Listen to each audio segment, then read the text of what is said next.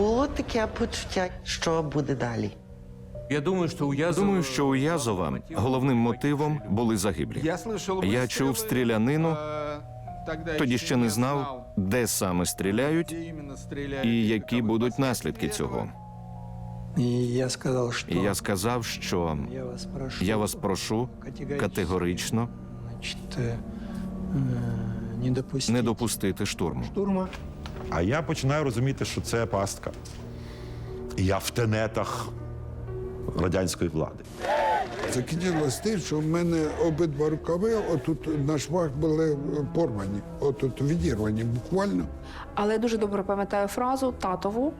Він сказав, вони дали слабину. –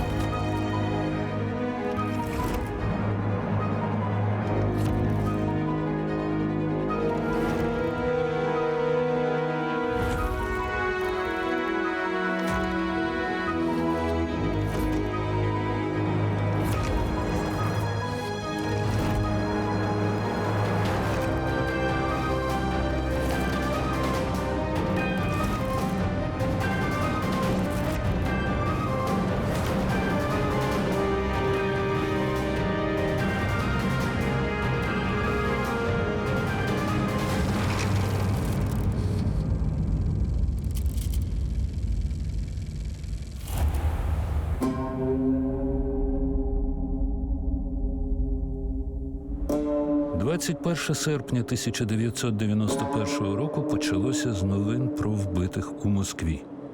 Російський Білий дім цілу ніч чекав на штурм, але щось пішло не так. Можно сказать, что они до Можна последнего сказати, що вони до останнього в разных з різною активністю активностей, готовились. готували штурм. И это не было І це не только було просто якоюсь пропагандою. понимание, Ми розуміли уже і вже как бы ніби осознавали усвідомлювали пересування і загрози. и так далее. Я слышал выстрелы. Я чув стрілянину, Тогда тоді ще не знав, де саме стріляють і якими будуть наслідки цього.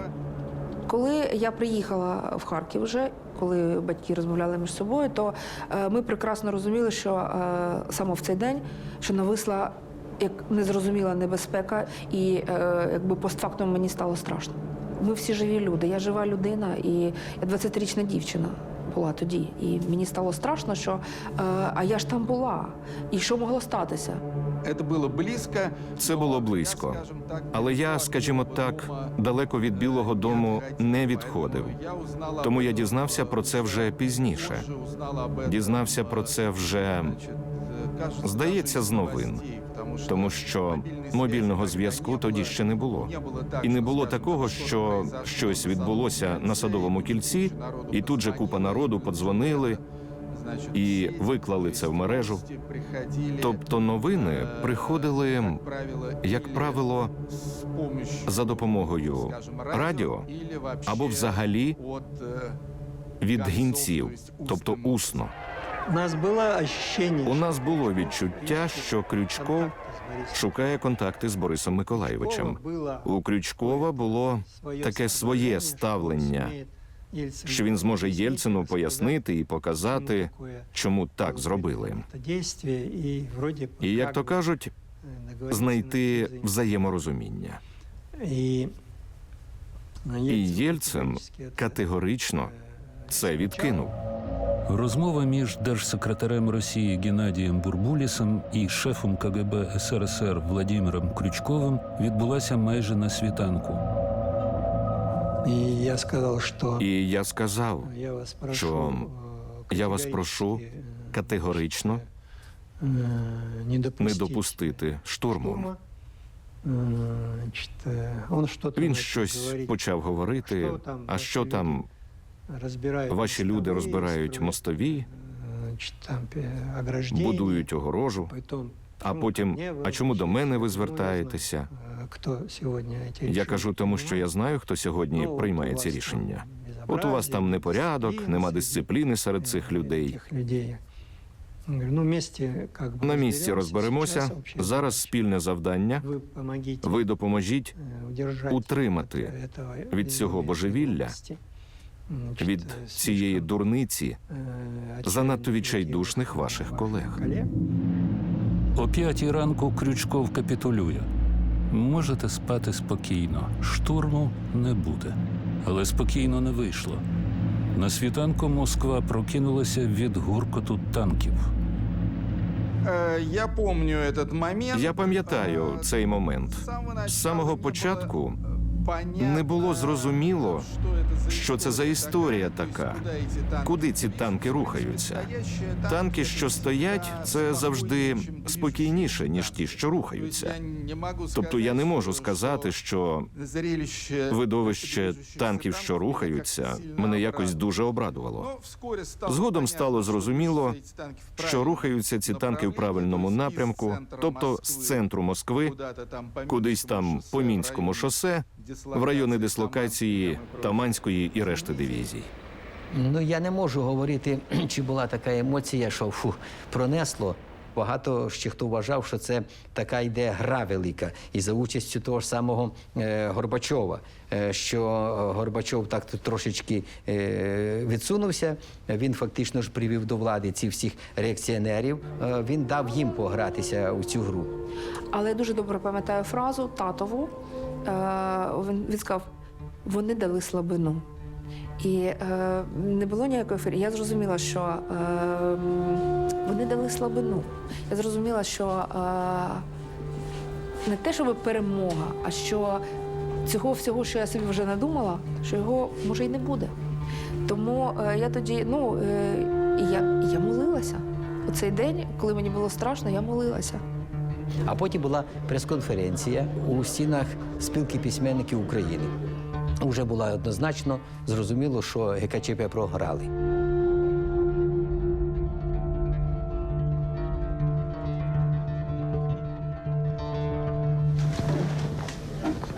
Я вибачаюся, якщо моя інформація буде дещо не зовсім послідовною, тому що події розвиваються бурхливо.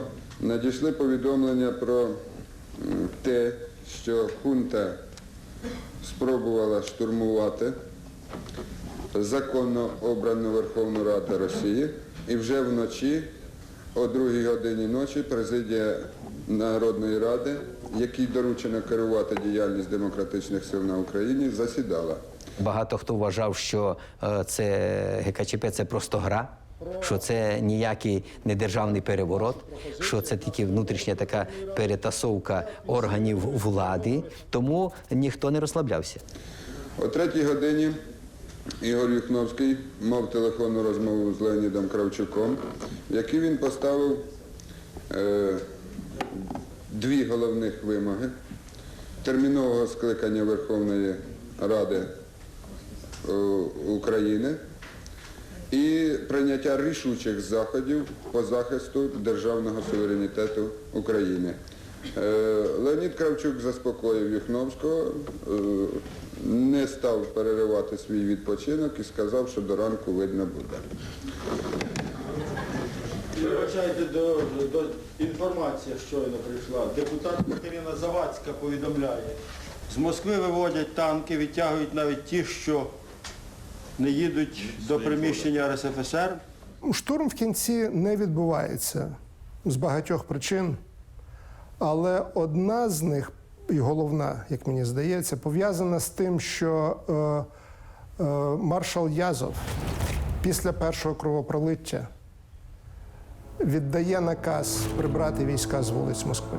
Я думаю, що у Язова головним мотивом були загиблі Усов, Комарь і Кричевський. Близько години ночі. Я думаю, що приблизно тоді йому і доповіли. Маршал Язов робить це через те, що він вже прожив з Горбачовим кілька попередніх років, коли чи Горбачов особисто, чи на його наказ, Військовим була віддана команда або в Тбілісі розганяти силою демонстрації, або вживати зброю в Вільнюсі. Коли це ставалося, політичне керівництво зникало і підставлялися військові командири, які віддавали безпосередній наказ.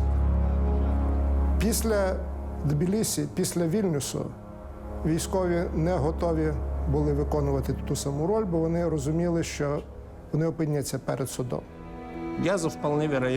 Язов цілком вірогідно, по-прямому, по-солдатськи вважав, що так і треба. Країна розвалюється, а ми тут з вами, розумієш, нічого не робимо. Треба щось робити.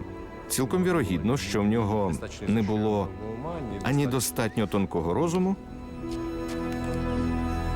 ані, скажімо так, політичної освіченості і загальної ерудиції для того, щоб задуматися над тим, чи правильно він чинить. Як тільки проливається кров, Язов дає наказ прибрати війська з Москви. Крючков, який є фактично головою заколоту, намагається його переконати, але цього не відбувається. Лояльність Альфи також є проблематична, але без військових вони Москву утримати не можуть. ГКЧП провалився, скільки б у них планів не було А, Б, С, рішення Язова було ключовим.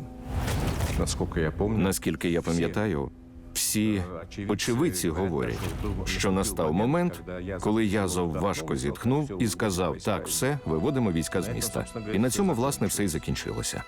Згодом з матеріалів слідства стає відома докладна хронологія подій. Язов розпорядився дати команду «Стій» через 20 хвилин після загибелі 3 захисників російського Білого дому о 1:30 ночі.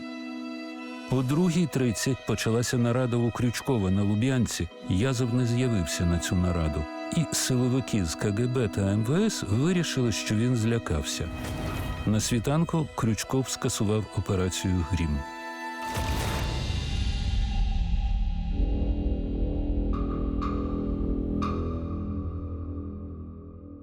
Зранку ми втрьох, я, Гриньов і Юхновський, пішли до Кравчука, щоб поставити йому ряд питань. Коли ми до нього зайшли, в нього якраз вже була замовлена розмова з Лук'яновим, головою Верховної Ради СРСР, і він цю розмову провів при нас прямо. Перше, він заявив, що він не визнає і не визнає цього комітету. Кравчук вважає, що Горбачов, вірніше він сказав, вимагає, щоб Горбачов виступив на сесії Верховної Ради і заявив, що якщо Горбачов не буде виступати на цій сесії, то він вважатиме сесію Верховної Ради СРСР незаконною. Це ми зараз кажемо, хто ти такий. А тоді, слухай, це влада. Це мільйони військ, це обкоми райкоми, КГБ районне, КГБ обласні, КГБ міські. Це просто, ніхто ж це ж не тумблер. Бемс, була влада, немає влади. Це ми зараз вже починаємо думати, мабуть, вже це тоді воно хиталося. А тоді ти ходиш, слухай, йдеш, обком працює, машини стоять. Арком працює, машини стоять, чорні оці. Все працює, ніяких там змін не відбувається, таких наочних. Чим викликана зміна, таке сміливішання Кравчука, я точно аргументувати не можу, але мені чомусь все-таки здається, що більш ймовірний варіант – Кравчук досить чітко тримає руку на пульсі суспільних настроїв в Україні. Буквально за добу досить різко змінились настрої на користь демократії, скажімо так, і неприйняття цього комітету. І якщо перша реакція в деяких колах була все-таки, слава Богу, хоч порядок наведуть, то коли вони подивилися на ці жалюгідні обличчя на прес-конференції, то злякалися своїх перших думок. О 15:36 до Києва долетіла сенсаційна звістка. Це голос, Коваленко, таке питання. Як повідомила Радіо Свобода, 8 почистів виїхали до Внуково. Чи є у вас така інформація? Якщо це закінчення худше, то Народна Рада є якісь варіанти, як використати закінчення на користь України? Я би не був сміливий в таких оцінках. Я не вважаю, що путч закінчився. І те, що хунта відступила, це ще не значить, що вона не може висунути знову свої щупальця. Все тяглося до того щасливого моменту, поки ми всі полегшено не зітхнули, бо надійшла, як кажуть поляки, приємна звістка, що путч провалився. Янаєв дав команду виводити війська з Москви. Руцько чи хто там полетіли за Горбачовим у Форос.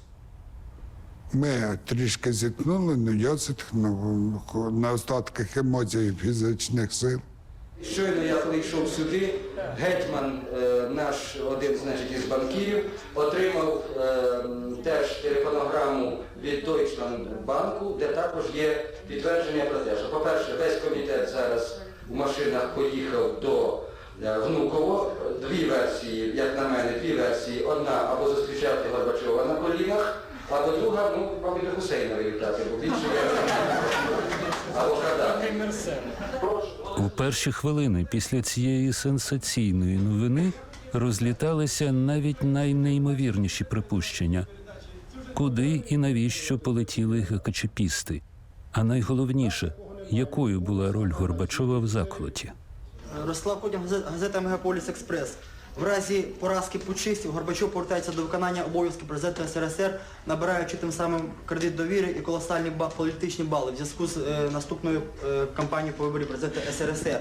Чи не передбачаєте ви свідомої його участі в цьому путчі як організатора, як провокатора свого роду? Питання Олександру Ємцю.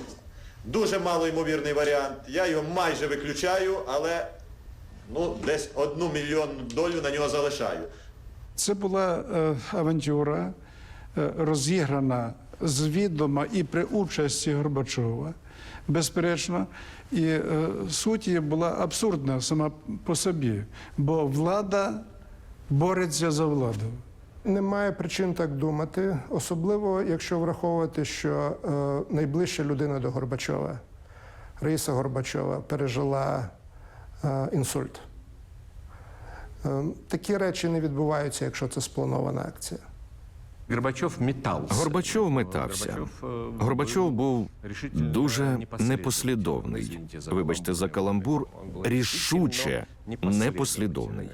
Розумієте, я дуже добре пам'ятаю прес-конференцію, яка відбулася наступного вечора після його повернення з Форосу. Пізно увечері він повернувся з Форосу.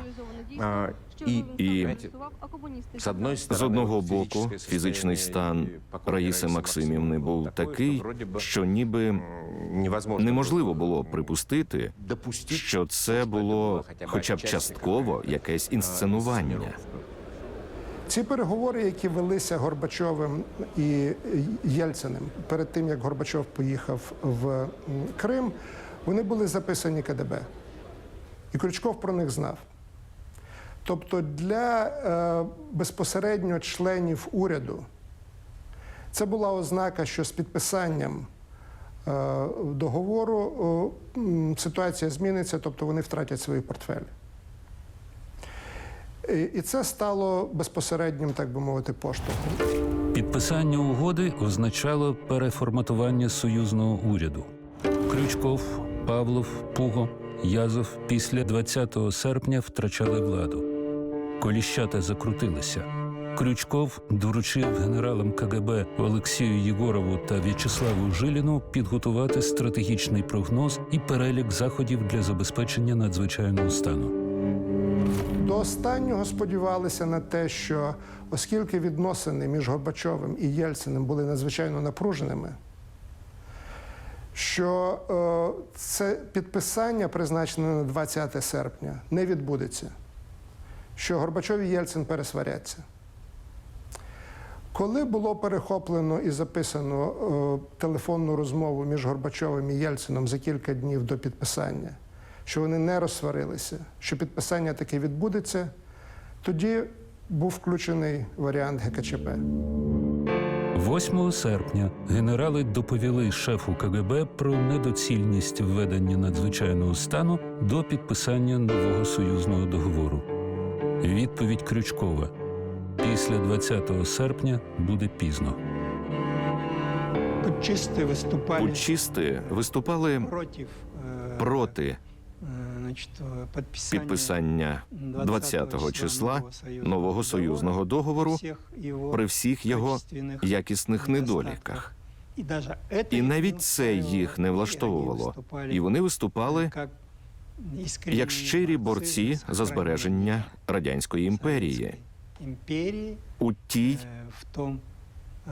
історичній якості, яку вони вважали справедливою і необхідною, і юридично, і по-людськи можливою. Я теж думаю, що без України існування СРСР не є можливим. Тому що без України Російська імперія перетворюється на євроазійську державу. А вони бачили її великим європейським гравцем. Для того, щоб Росія була великим європейським гравцем, її кордони мають закінчуватися в Ужгороді, а не на хуторі Михайлівському. Це реальність. І навіть перебування у складі Росії, скажімо, білоруських земель не змінює цю реальність сильно. Якщо ми говоримо про військово-стратегічні інтереси, якими ці люди завжди мислили. Ну і економічні також. І демократи, і партократи.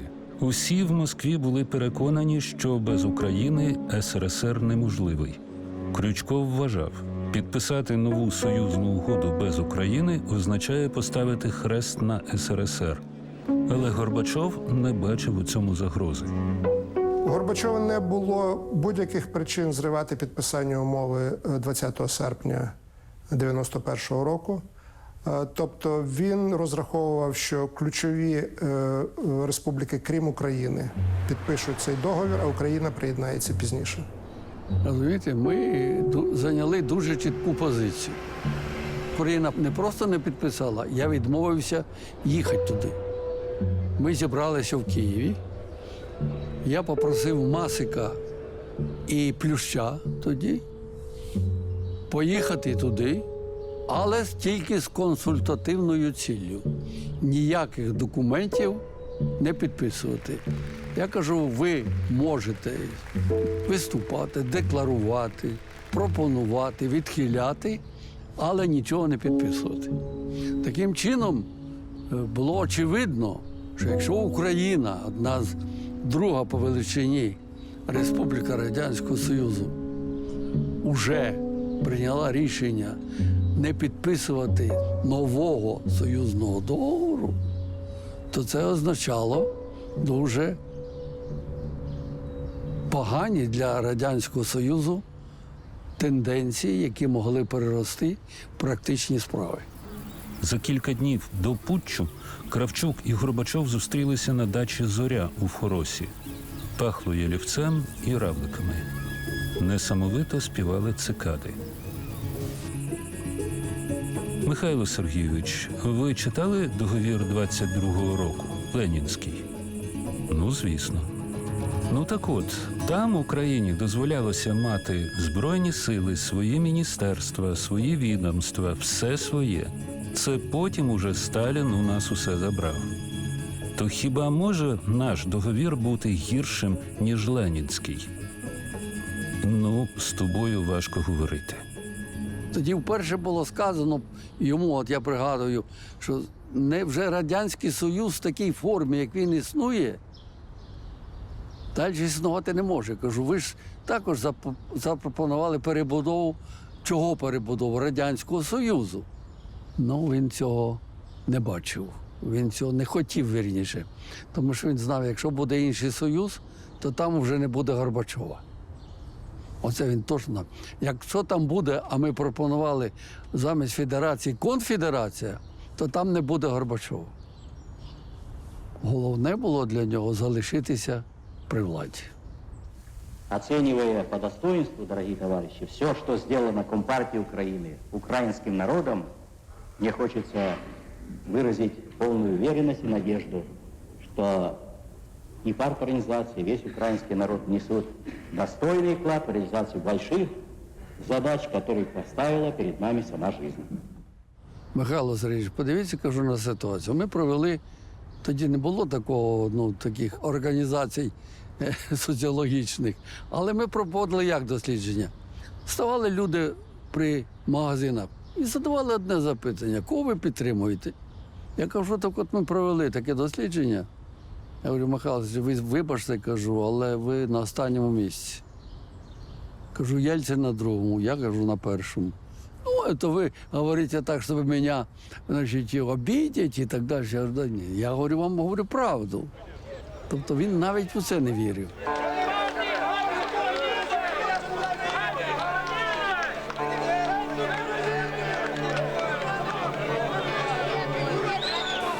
Горбачов не хотів помічати ані падіння власної популярності серед людей, ані консолідації заколотників у найближчому оточенні.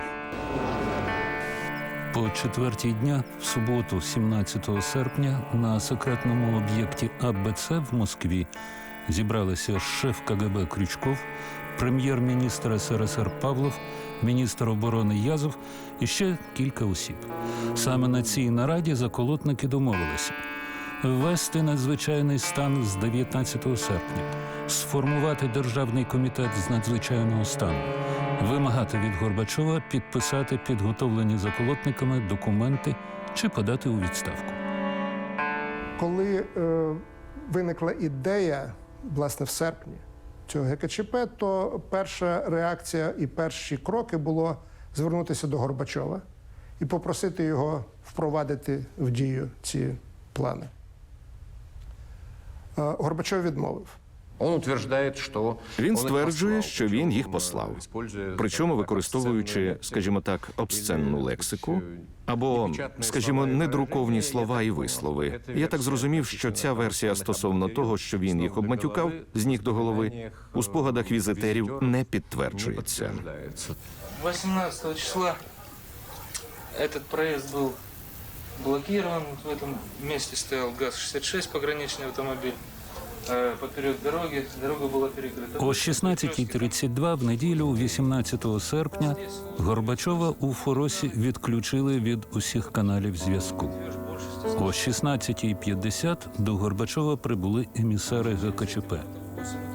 Шенін, Бакланов, Болдін, генерал Варєніков. О 18:00 Горбачов їх послав. Знову-таки, перший варіант був поїхати до Горбачова, переконати його, що треба зупинити підписання нового союзного договору, треба рятувати країну, ввести ГКЧП військовий стан. Горбачов відмовився це робити.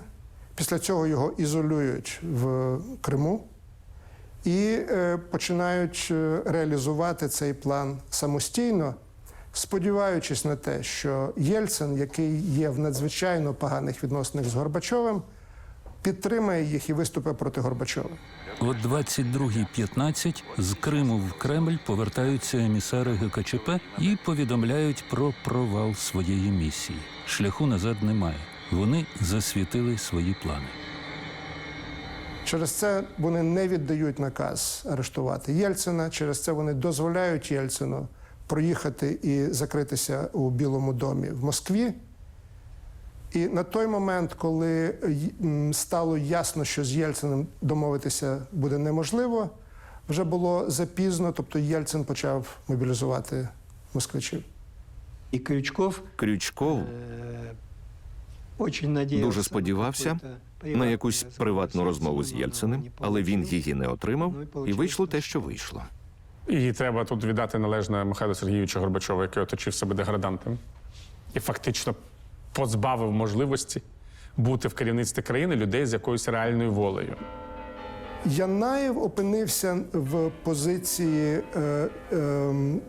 віце-президента через те, що він не становив загрози ні Горбачову, ні комусь іншому. Тобто Янаєв за своїми особистими якостями не був лідером. Один з його колишніх знайомих і товаришів говорив про те, що як тільки я довідався, що Янаєв керує переворотом, я зрозумів, що з цього перевороту нічого серйозного не вийде. Максимум, що він міг зорганізувати, це комсомольський пікнік. Давайте просто це згадаємо, що Горбачов запропонував віце-президентом Янаєва. І всі казали, ну як це, ну чому Янаєва? Ну консерватори казали, ну запропонуй Лігачова, це серйозна людина. Демократи казали, ну запропонуй собі Яковлєва, це серйозна людина. Ні, Янаєва, тому що Лігачов чи Яковлєв – це люди з позицією. А Горбачов не хотів, тому що в нього не було реальної позиції, і він не хотів бачити поруч з собою людей з позицією. Янаєв про створення ГКЧП дізнався останнім із тих, хто увійшов до комітету. Йому не повідомляли про плани заздалегідь. О 16:30 Павлов зателефонував Янаєву на дачу. Той уже був нетверезий. О 20:00 Янаєв приїхав у Кремль. Кілька годин він опирався, але о 22:25 все ж підписав усі документи ГКЧП. Від самого початку в Кремлі усе пішло не так. Ні, зрозуміло, у перші години всього того, що відбувалося в Москві, всього того, що відбувалося в країні, було відчуття, що це все серйозно. Тільки потім ми зрозуміли, що все це було, у певному сенсі, погано підготовленим експромтом, зшитим білою ниткою. І ключовим моментом стає, коли прес-конференція ГКЧП, де вони говорять про те, що він хворий. І для нього, і для Раїси Горбачової це є ознака, що, можливо, його збираються прибрати. І саме тоді, значить, він починає записувати ці звернення, вночі він це робить. І це такий ключовий момент. 20 серпня у Форосі зять Горбачова Анатолій Вірганський записав любительською відеокамерою звернення президента. Все то, що сказано,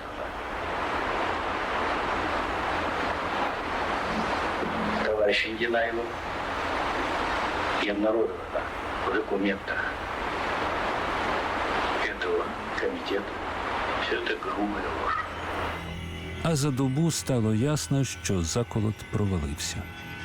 ГКЧП провалився, я думаю, з тієї причини, яку назвав Горбачов зразу після повернення в Москву. Він сказав, що суспільство стало іншим. Я з ним абсолютно годжуся. Тобто ті роки перебудови фактично змінили суспільство, дали можливість лідерам, як Єльцин, з'явитися на поверхні, вибудувати свою підтримку поза межами ЦК і партії і мобілізувати людей. Тобто люди під стінами Білого дому не дозволили в Москві, конкретно в Москві, не дозволили реалізації ГКЧП. Або 21-22 серпня, коли ГКЧПістів відправили в ізолятори, і ми отримали ту заслужену перемогу. Ми, прибічники Бориса Єльцина, і в цілому вся Росія, над цією підступною, жорстокою, трагічною спробою утримати історію в цих ось формах СРСР, що пережили своє.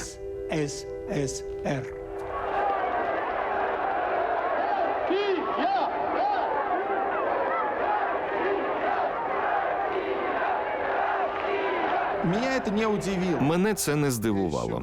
Я ще в ніч 19 серпня сказав, що ця ГКЧПістська авантюра довго не триватиме.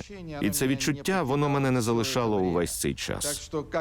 Тому, коли все це стало на наших очах розсипатися, це було очікувано.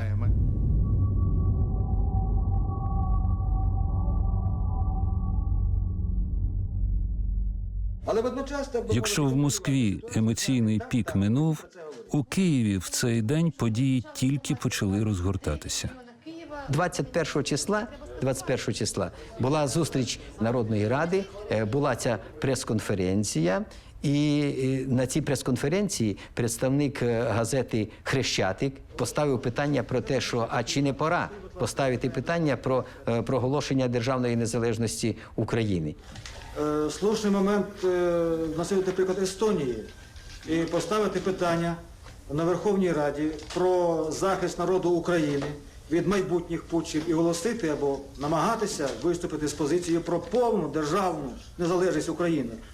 Я думаю, що це на порі. Народ до цього готовий і сприйме. Народна рада теж готова. Дякую за відповідь.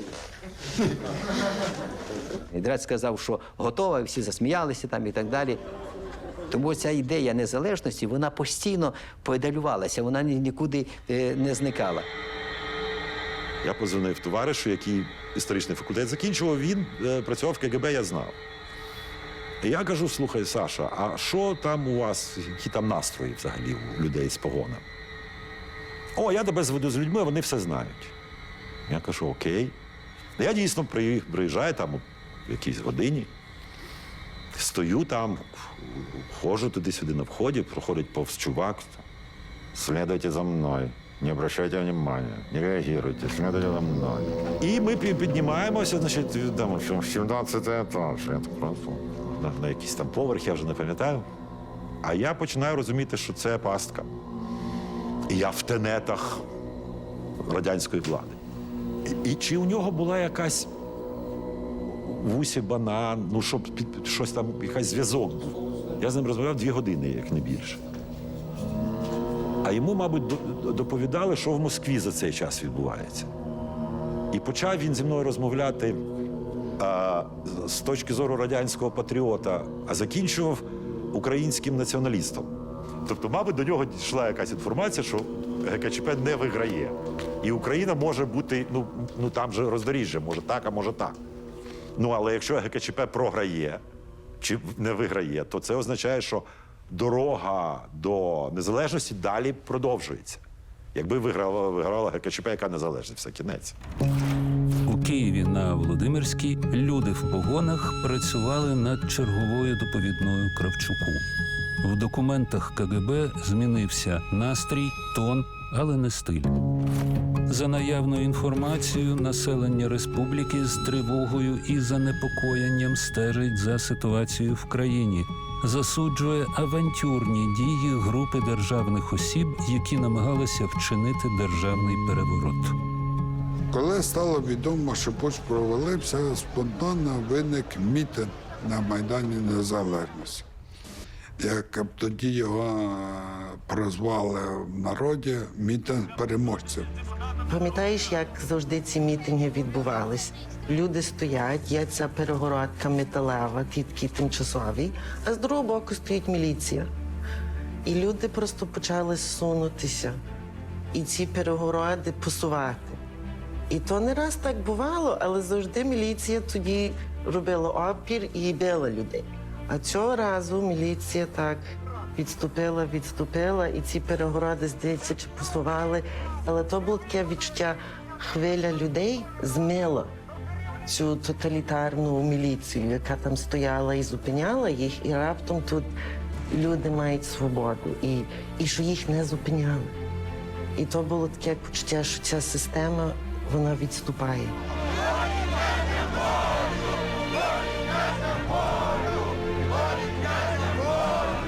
Хтось мав транзистор, ловив пряму трансляцію із того мітингу, який відбувався в Москві, і виступ Єльцина, де він говорить про те, що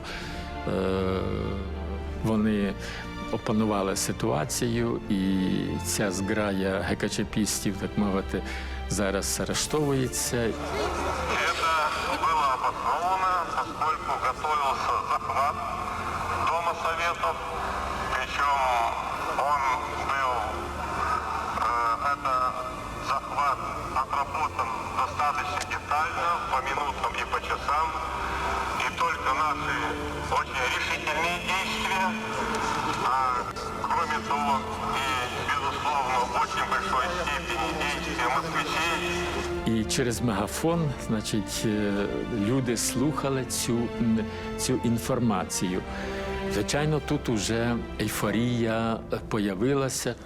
шановні кияни, шановні гості, дорогі демократи, любі опозиціонери. Знову тривога зібрала нас на цей мітинг. Мене просто розірвали в прямому сенсі на частини. У мене був тоді такий костюмчик, похожий на оце, тільки трошки не такий красивий, чорненький. Сорочка, чорна краватка. І мене так уже за рукава шарпали, що шарпали. Дай слово, ось дай я скажу. От дай слово, що ти мені слово не даєш. Да я розкажу, як я боровся за КЧП. Я на тому мітингу виступав, і інші депутати виступали. Це великий був мітинг, де Ігор Афілійович Юхновський на цьому мітингу обґрунтовував, що вихід для Радянського Союзу – це його перетворення або розпад, будемо так казати, на систему незалежних держав. Радянський Союз повинен розпастися на систему незалежних держав, і Україна має бути одною із таких держав.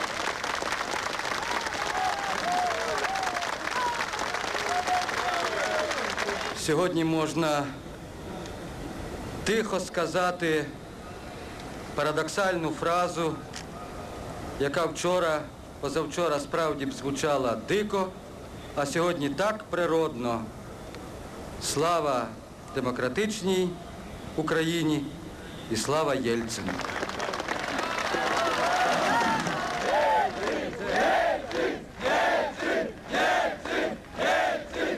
Зранку, в першій половині дня, ми розуміли, що неодмінно буде зміна позиції найбільшої фракції комуністів. Неодмінно комуністи наші задумаються, і вони не будуть, так мовити, стояти на своєму, відстоювати Радянський Союз, коли він вже розвалився в центрі Москви. Я закликаю вас, співгромадяни, вимагати заборони злочинної комуністичної партії на території України. І враз уже 22 числа, як підмінили, ніби якісь таблетки нашим комуністам, якийсь лікар, так би мовити, приписав, і вони ковтнули, і змінилася тут же тональність їхнього ставлення до нас. Те, що сказав Ємець, наклала партія в штани, і вони мокрі досі. І нарешті тут повторюють, треба говорити, яка партія. Я думаю, це зразу зрозуміло, яка партія. У того, у якої більше в штанах нароблено.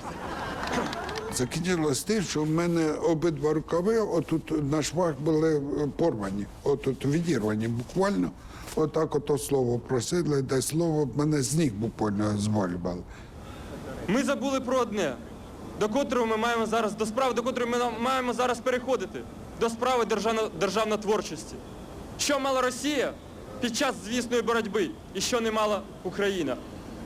Держтелебачення, там було ехо Москви. Що у нас? А у нас рука Москви. Там була армія, що переходила на бік Єльцина. У нас немає власної армії. Нам нема на чий бік переходити. Віче затягнулося геть допізна, до темна. І блискучий, з мого погляду, був виступ Дмитра Васильовича Павличка на цьому вічі. Він звернувся до керівників потужних європейських держав і до Сполучених Штатів Америки. Ми виходили з ініціативами до наших сусідів, до Варшави, до Праги, до Будапешту і до Бухарешту. Ми зверталися до Буша, до пані Тетчер, до Міттерана і до інших державних діячів світу, щоб вони визнали нас і підписали з Україною дипломатичні угоди, визнали Україну незалежною державою. Але вони посміхалися, а пані Тетчер сказала нам, що ми не обмінюємося посольствами з Каліфорнією. То я звертаюся до них з цієї площі. Визнайте Україну підпишіть з нами договори, які поставили б нашу Україну на рівні з іншими державами. Бо ми, хоч не маємо ще держави воістину, але хочемо її мати. Дмитро Васильович Павличко, він був дуже послідовний, я ж кажу, у проштовхуванні цієї думки про негайне проголошення незалежності України. Він це говорив і на президії 22 числа. Після цього великого мітингу настало 22 число, а вже були зібрані підписи про скликання позачергової сесії.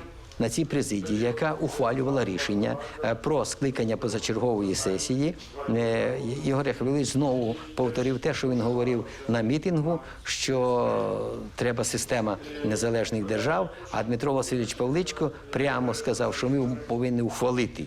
Перше питання – це проголошення незалежності України, друге питання – це підпорядкування військових формувань президії Верховної Ради, і третє питання – це департизація органів державної влади. Але також було таке невідоме, як то все буде розвиватися, бо не забувати, що хто мав політичну силу тоді – комуністи. Вони мали більшість в Верховній Раді. Вони контролювали всі правоохоронні органи. Вони мали владу в своїх руках. Цей Гуренко і ця група 239. Чи вони будуть робити такий комуністичний заповідник в Україні, що будуть відокремлюватися, щоб та демократична хвиля їх минула. Це було все-таки невідоме. Але ще не було такого почуття, що завершення. Було таке почуття, що ще має щось статися. І воно сталося. Багато ходить, так мовити, таких дуже примітивних і дилетантських міркувань, що ось вам ото з неба впала ні з того, ні з сього ця незалежність, і ви і досі не знаєте, що з нею робити. Так я би хотів нагадати усім, що ідея незалежності, вона ніколи не вмирала на українській землі, серед українського суспільства, серед українського народу. Вона завжди існувала. Було таке почуття, що буде далі. То було таке постійне почуття за той цілий період, тому що, окей, путч розвалився, але що буде далі? І ніхто не знав. От якби він мене вбив тоді, я би, вмираючи, сказав собі: Микола, газета «Правда» пише правду. І помер би. І було таке почуття, що я, так як Аліса, потрапила в країну чудес і також страхіть. Тому що було водночас дуже цікаво і дуже страшно. Як люди харчувалися, не зрозуміло. Тобто просто нічого, не було взагалі нічого. В Києві сухої ковбаси не було. Масло не продавалося. Тобто країна, яка виробляє в найбільших масштабах цю продукцію, її не було в Києві. Така була природа Радянського Союзу. Вона неминуче мала відійти, тому що не може країна працювати в основному на потреби військових цілей. Коли ти живеш в епіцентрі ядерного вибуху, ти не завжди розумієш, що з тобою відбувається.